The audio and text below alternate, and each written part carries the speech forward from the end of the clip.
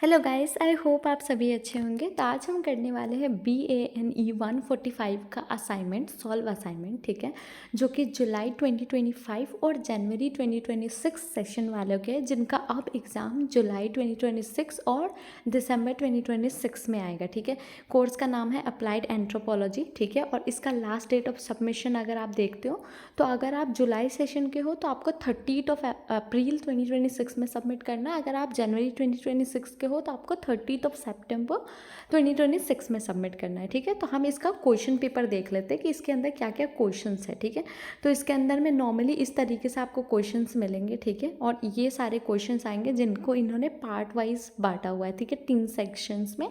तो पहले सेक्शंस में इन्होंने 2 क्वेश्चन दिया हुआ है, ठीक है, 20-20 मार्क के, और उन्होंने उसमें भी 2-2 क्वेश्चन दिए। जो भी आपको सेलेक्ट करना है आप उसके अकॉर्डिंग कर सकते हो, ठीक है। पार्ट बी में उन्होंने 10-10 मार्क के 3 क्वेश्चन दिए और पार्ट सी में उन्होंने 6 क्वेश्चन दिए 5-5 मार्क्स के, ठीक है। हम अब देख लेते हैं इसका सॉल्व असाइनमेंट। ओके और हाँ, मैं एक और चीज़ इसमें ये बता दूँ कि आंसर्स को मैं बहुत डिटेल्ड में एक्सप्लेन आपको नहीं करूँगी, ठीक है। समहाउ बेसिक आइडिया आपको दूंगी क्योंकि ऑब्वियसली असाइनमेंट है और आप देख के लिख सकते हो। समहाउ बस आपको आइडिया दूंगी कि आप इसके अंदर में ये सारी चीज़ें लिख सकते हो, ठीक है। तो हम आ जाते हैं सबसे पहले क्वेश्चन पे, that is differentiate between the roles and function of applied anthropologist and practising anthropologist, ठीक है। तो anthropology as a discipline, as a subject अगर हम देखें तो ये एक स्टडी ऑफ ह्यूमन्स है in terms of culture, biology, archaeology और लिंग्विस्टिक, ठीक है। और इस फील्ड के अंदर में ऑफन जो एंथ्रोपोलॉजिस्ट होते हैं वो स्पेशलाइज करते हैं अलग अलग डोमेन में, बेस्ड जो भी उनका करियर का फोकस है, ठीक है। तो उसके बारे में आपको लिखना है जो भी अप्लाइड एंथ्रोपोलॉजिस्ट है, ठीक है, एंथ्रोपोलॉजिस्ट जो है, ठीक है, उनका क्या कंसर्न है, उनकी क्या थ्योरी है, वो किस तरीके से स्टडी करते हैं, वो सारी चीज़ें आपको इसके अंदर में डालना है, ठीक है। इवन उनका क्या अलग अलग सेक्टर में, अलग अलग फील्ड में क्या उनके मतलब थिंकिंग है, ठीक है, क्या उन्होंने दिया हुआ है मेन, क्या एग्जांपल्स वगैरह हम अप्लाई कर सकते हैं, ठीक है। जैसे एज इट इज़ यहाँ पे दिया हुआ है वैसे आपको मेंशन करना है, ठीक है। ऑल्सो नॉर्मली ऐसा होता है कि जब जो भी अप्लाइड या एंथ्रोपोलॉजिस्ट होते हैं वो उनको कुछ कॉमन ग्राउंड होता है, ठीक है, जहाँ पे वो एंथ्रोपोलॉजिकल नॉलेज वगैरह यूज़ करते हैं, ठीक है, या एम्फेसिस देते हैं अप्लाइड एंथ्रोपोलॉजिस्ट में जो रिसर्च बेस्ड होता है या रिसर्च इन्फॉर्म सॉल्यूशंस वगैरह होते हैं, ठीक है। तो उसके रिगार्डिंग भी आप डाल सकते हो, ठीक है, कैसे जो भी अप्लाइड एंथ्रोपोलॉजिस्ट होता है वो फ्रीक्वेंटली कंडक्ट करते हैं या इवेलुएट करते हैं रिसर्च वगैरह को, ठीक है, और उसकी इफेक्टिवनेस, उसका इंटरवेंशंस वगैरह ये सारी चीज़ें चेक करते हैं। ये सारी चीज़ें डाल के आप उसको कंक्लूड कर सकते हो, ठीक है। वाइल उसी में जो क्वेश्चन नंबर 1 में ही दूसरा क्वेश्चन है, that is stress the historical development and evolution of applied anthropology. तो अप्लाइड एंथ्रोपोलॉजी के रिगार्डिंग आप समहाउ मेंशन करोगे, ठीक है। उसके बाद उसका पीरियड आप बताओगे, ठीक है। जैसे कि सबसे पहला अर्ली बिगनिंग्स जो कि लेट 19th और अर्ली 20th सेंचुरी में आपको मिलेगा, ठीक है। तो उसके रिगार्डिंग आप डिटेल में लिख सकते हो, ठीक है। सेकेंड है इंस्टीट्यूशनलाइजेशन एंड अर्ली एप्लीकेशन जो कि 1920s और 1940s के बीच का पीरियड है और आप उसको एज इट इज़ एक्सप्लेन कर सकते हो, ठीक है। Then expansion during and after world war 2 जो कि 1940s से लेके 1960s तक का पीरियड आता है और आप इसको ऐसा लिख सकते हो, ठीक है। देन प्रोफेशनलाइजेशन एंड डाइवर्सिफिकेशन जो 1970s से लेके 1990s तक आता है, ठीक है, और उसके बारे में आप यहाँ पे सारी चीज़ें मेंशन कर सकते हो उस पीरियड का, ठीक है। देन कंटेम्प्रेरी अप्लाइड एंथ्रोपोलॉजी जो कि 2000 से लेके प्रेजेंट टाइम तक चल रहा है, जो कि नॉर्मली 21st सेंचुरी आप बोल सकते हो, ठीक है। तो उसके अंदर में आप डिटेल्स मेंशन कर सकते हो। देन आप उसको कंक्लूड कर सकते हो इन ऑन वर्ड या एज इट इज़ जैसा भी दिया हुआ है, ठीक है। Now let's come to the next question, that is examine the role of anthropology in understanding and managing disasters, ठीक है। तो नॉर्मली आपको सबसे पहले डिजास्टर्स को समहाउ एक्सप्लेन करना है, ठीक है, कि वेदर नेचुरल आप बोलो डिजास्टर जैसे कि अर्थक्वेक, फ्लड, हरिकेन्स वगैरह, या ह्यूमन मेड जैसे कि इंडस्ट्रियल एक्सीडेंट्स, कन्फ्लिक्ट वगैरह जो इंड्यूस डिस्प्लेसमेंट वगैरह होते हैं, ये सारी चीज़ें उसके बारे में आप समहाउ बताओगे, ठीक है। उसके बाद जो भी आपकी अंडरस्टैंडिंग है डिजास्टर को लेके एक कल्चरल लेंस से, ठीक है, मतलब जो भी एंथ्रोपोलॉजिस्ट एम्फसाइज करते हैं डिजास्टर को not only as a physical event but also एक सोशल फिनोमिना, ठीक है, वो आप बताओगे। दूसरा पॉइंट है ethnographic research for disaster management, ठीक है।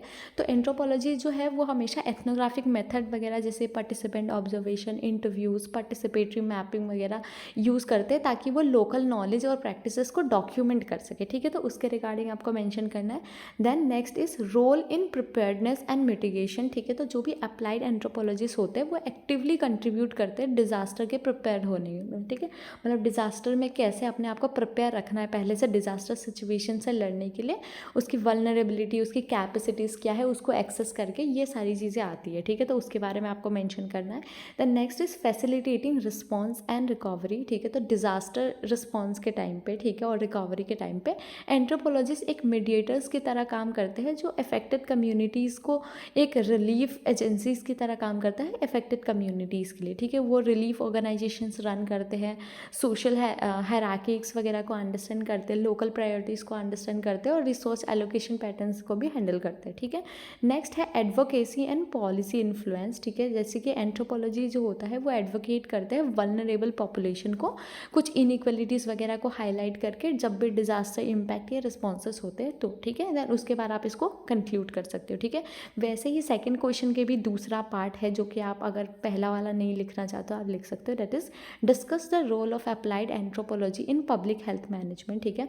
तो पहले आप अप्लाइड एंथ्रोपोलॉजी समहाउ उसका फोकस वगैरह वो डालोगे, ठीक है। उसके बाद पॉइंट है सबसे पहला understanding health behaviours and cultural practices. तो एक की कंट्रीब्यूशन है अप्लाइड एंथ्रोपोलॉजी का पब्लिक हेल्थ के ऊपर, ठीक है। और उसकी एम्फेसिस वगैरह अंडरस्टैंडिंग एक तरीके से कि आप कैसे कल्चरल डिटर्मिनेंट हेल्थ का जो होता है उसको अंडरस्टैंड कर सको, तो उसके रिगार्डिंग मेंशन है, वैसे लिख सकते हो। सेकंड है community based research and programme design, ठीक है। तो जो भी अप्लाइड एंथ्रोपोलॉजिस्ट होते हैं वो एथनोग्राफिक मेथड जैसे पार्टिसिपेंट ऑब्जर्वेशन, इंटरव्यू, सर्विस वगैरह यूज़ करते हैं, ठीक है, ताकि वो एक इन डेप्थ इंसाइट ले सके कम्युनिटी के हेल्थ की नीड्स या रिक्वायरमेंट के बेसिस पे, ठीक है। नेक्स्ट है facilitating health education and awareness. तो अप्लाइड एंथ्रोपोलॉजिस्ट वगैरह कंट्रीब्यूट करते हैं पब्लिक हेल्थ में, क्योंकि वो कोई भी जो भी कल्चरली सेंसिटिव एजुकेशन या अवेयरनेस कैंपेन होते हैं वो हमेशा करते रहते हैं, ठीक है, ताकि जो भी नॉलेज है वो लोकल लोगों तक पहुंच सके रेलिवेंट फॉर्मेट में।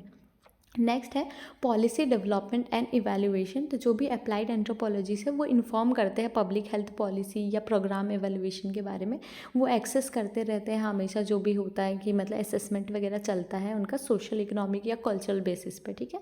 नेक्स्ट है supporting epidemic and disaster health management. तो जब भी एपिडेमिक्स या हेल्थ इमरजेंसीज आती हैं तो ये एक क्रूशियल रोल प्ले करते हैं कि जो भी कम्युनिटी के रिस्पॉन्सेस है उसको अंडरस्टैंड कर सके, ठीक है, प्रिवेंट कर सके अगर मिस इन्फॉर्मेशन फैल रही है तो, और एक तरीके से एक इफेक्टिव इंटरवेंशंस वगैरह कर सके, ठीक है। और उसके बाद ये मेंशन करने के बाद आप उसको कंक्लूड कर सकते हो इस क्वेश्चन को, ठीक है, as it is. Then let's come to the next part, next question, that is methods in forensic science, ठीक है। तो पहले आप फॉरेंसिक साइंस को समहाउ एक्सप्लेन करोगे, ठीक है, ब्रीफ करोगे, देन उसके बाद उसके मेथड्स वगैरह लिखोगे, जैसे कि सबसे पहला बायोलॉजिकल मेथड जो फोकस करता है ऑर्गेनिक एविडेंस पे, ठीक है। देन सेकंड है केमिकल मेथड्स, ठीक है, जो मेन ये होता है कि जो भी नॉन लिविंग सब्सटेंस या टॉक्सिन्स वगैरह होते हैं, ठीक है, उसको एनालाइज करते हैं, ठीक है। फिजिकल मेथड्स में जो भी एग्जामिनेशन होता है किसी भी ऑब्जेक्ट्स का, किसी भी वीपन्स का, किसी भी फिंगरप्रिंट्स वगैरह का, ये आ जाएगा, ठीक है। देन एंथ्रोपोलॉजिकल मेथड के अंदर में आ जाएगा फॉरेंसिक एंथ्रोपोलॉजी, ठीक है, जो कि होता है स्केलेटल रिमेन्स वगैरह जो बचते हैं, ठीक है, उसके बारे में जब आप स्टडी करते हो ताकि उसका एज, सेक्स, एंसेस्ट्री, स्टेटस वगैरह ये सारी चीज़ें डिटरमाइन कर सको, ठीक है। और ये मेंशन करने के बाद आप उसको कंक्लूड कर सकते हो एज इट इज़, ठीक है।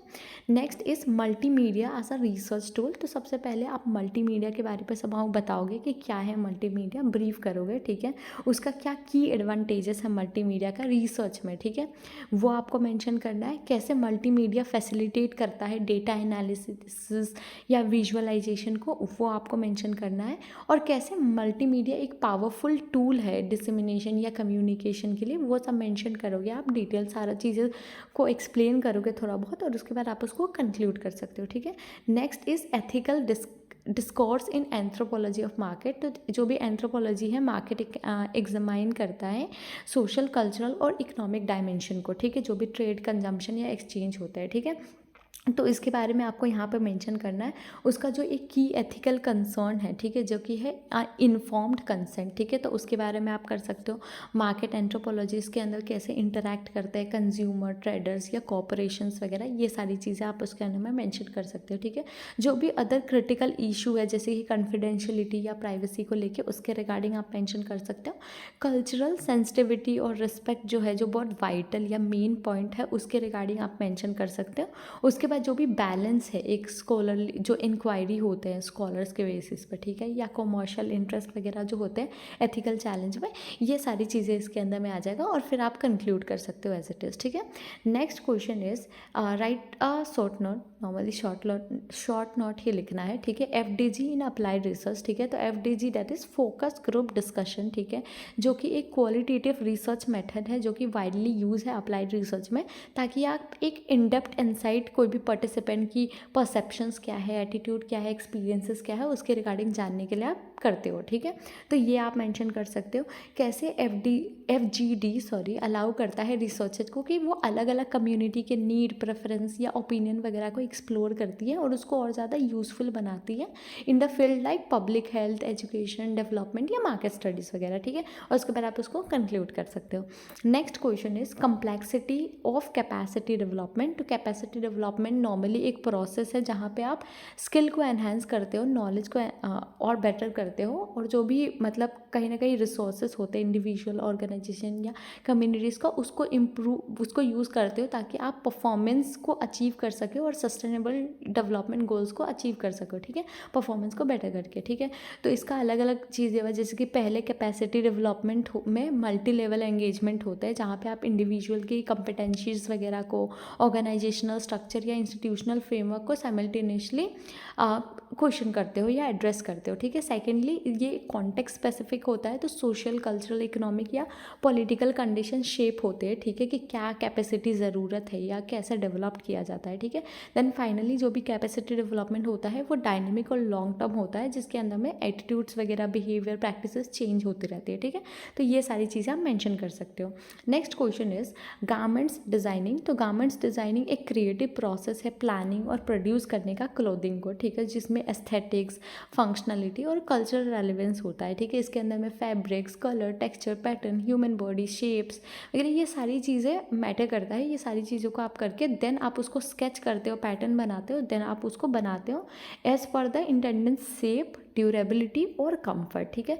गारमेंट डिज़ाइनिंग को एक तरीके से एक कंज्यूमर के नीड्स के अकॉर्डिंग भी देखा जाता है, ठीक है, और ये एक क्रिएटिविटी या फिर क्रिएटिविटी को दिखाता है, मार्केट ट्रेंड्स को भी दिखाता है, ठीक है।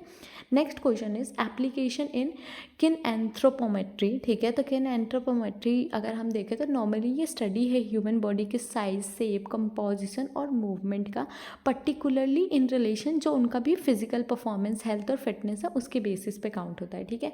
अब इसका जो प्राइमरी एप्लीकेशंस है वो स्पोर्ट्स या फिजिकल एजुकेशंस में होते हैं।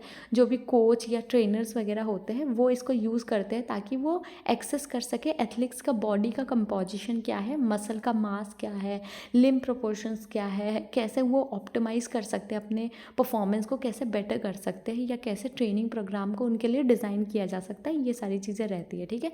ओवरऑल आप इसके बारे में मेंशन कर सकते हो। Next is action anthropology. तो एक्शन एंथ्रोपोलॉजी एक अप्लाइड अप्रोच अगर आप देखो, ठीक है, तो ये एम्फसाइज करती है एक कोलैबोरेटिव प्रॉब्लम सॉल्विंग स्किल को, ठीक है, जो कम्युनिटीज़ का रैदर देन मेयरली आप बस स्टडी नहीं कर रहे हो, एक तरीके से आप सॉल्विंग वाले पे मेन प्रैक्टिकली फोकस कर रहे हो, ठीक है। तो इसके अंदर में जो भी रिसर्चर है वो कम्युनिटी के साथ काम करते हैं, उनकी नीड्स को आइडेंटिफाई करते हैं, मोबिलाइज करते हैं, लोकल रिसोर्सेज का यूज़ करते हैं, देन सॉल्यूशन को इम्प्लीमेंट करते हैं, ठीक है, जो भी अप्रोप्रिएट या सस्टेनेबल लगता है, ठीक है। तो इसके बारे में आप डिटेल्स मेंशन कर सकते हो एज इट इज़ जैसा भी दिया हुआ है, ठीक है, और उसको आप उसके बाद उसको कंक्लूड कर सकते हो, ठीक है। नेक्स्ट है अप्लाइड एंथ्रोपोलॉजी इन प्री इंडिपेंडेंस एरा, ठीक है। तो applied anthropology pre independence time में अगर आप देखो तो मेनली वो एक कैसे कम्युनिटीज़ को अंडरस्टैंड करना है, कैसे उनको सर्व करना है ऑन एडमिनिस्ट्रेटिव, कॉलोनियल या सोशल पर्पसेस पे, ठीक है, ये होता था। बहुत सारे रिसर्चर्स वगैरह भी है जिन्होंने ट्राइबल कस्टम्स वगैरह, सोशल ऑर्गेनाइजेशन या इकोनॉमिक प्रैक्टिसेस के ऊपर भी लिखा हुआ है, ठीक है। अब ये एरा नॉर्मली एम्फेसाइज करते हैं एथनोग्राफिक के सर्वे, सेंसस स्टडीज़ और फील्ड रिपोर्ट्स, ये सारी चीज़ें, ठीक है। तो ये आपको मिल जाएगा। ओवरऑल इस असाइनमेंट में इतना ही था, ठीक है। आपको जो भी क्वेश्चन सुइटेबल लगता है आप उसके अकॉर्डिंग उसका आंसर लिख सकते हो। अगर आपको सॉल्व असाइनमेंट का PDF चाहिए तो आपको ये पेड मिलेगा और आप ग्रुप में और व्हाट्सएप नंबर पर मैसेज करके मांग सकते हो, ठीक है, यू विल गेट दैट, ठीक है। It's paid. क्वेश्चन पेपर आपको free of cost already group में प्रोवाइडेड है, और अगर आपको पेड वाला परचेस नहीं करना है तो यू कैन लुक इट, या फिर आप ये यूट्यूब वीडियो देख के भी बना सकते हो, ठीक है। एंड तब तक के लिए बाय बाय, टेक केयर।